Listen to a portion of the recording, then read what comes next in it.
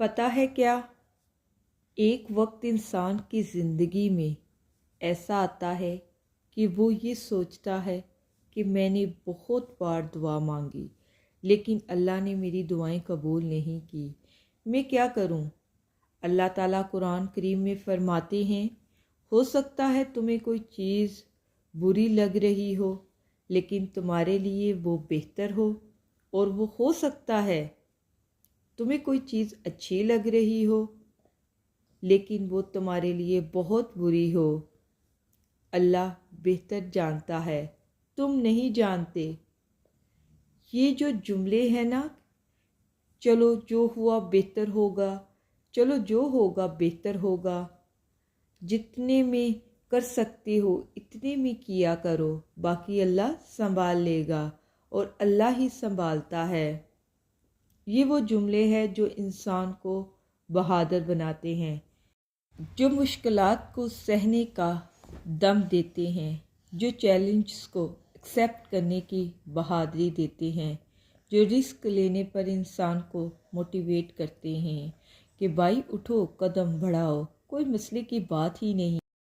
چیزیں سامنے والے کے اختیار میں تو نہیں ہوتی نا، اوپر اللہ ہے جو ساری چیزیں دیکھ رہا ہے، اور ضروری تو نہیں جو چیز چاہو وہ ضد کر کے اللہ سے مانگی جائے۔ یقین ہی کافی ہے کہ میری تقدیر اللہ نے لکھی ہے۔ اگر میری ماں لکھتی تو دنیا جہان کی ہر خوشی میرے لیے لکھ دیتی، لیکن وہ تو رب ہے جو مجھے 70 ماؤں سے بھی زیادہ پیار کرتا ہے، وہ مجھے میری خوشیوں سے کیسے دور کر سکتا ہے؟ اور جانتے ہو، کبھی کبھی انسان بے حد ٹوٹ جاتا ہے جب اسے لگتا ہے کہ اللہ نے اسے وہ چیز نہیں دی جو اس نے اللہ سے مانگی تھی، مگر یہ وقتی ٹوٹنا کبھی اسے اللہ کے قریب کر دیتا ہے اور کبھی دور۔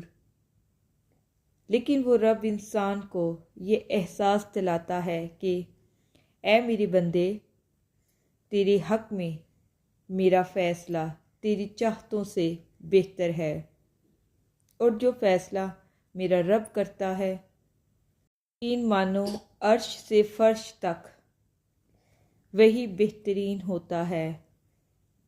ہمارے فیصلے سے اوپر بھی ایک فیصلہ ہوتا ہے، اور وہ اللہ کا فیصلہ ہوتا ہے، اور اس سے بہتر ہمارے لیے کوئی بھی فیصلہ ہو ہی نہیں سکتا۔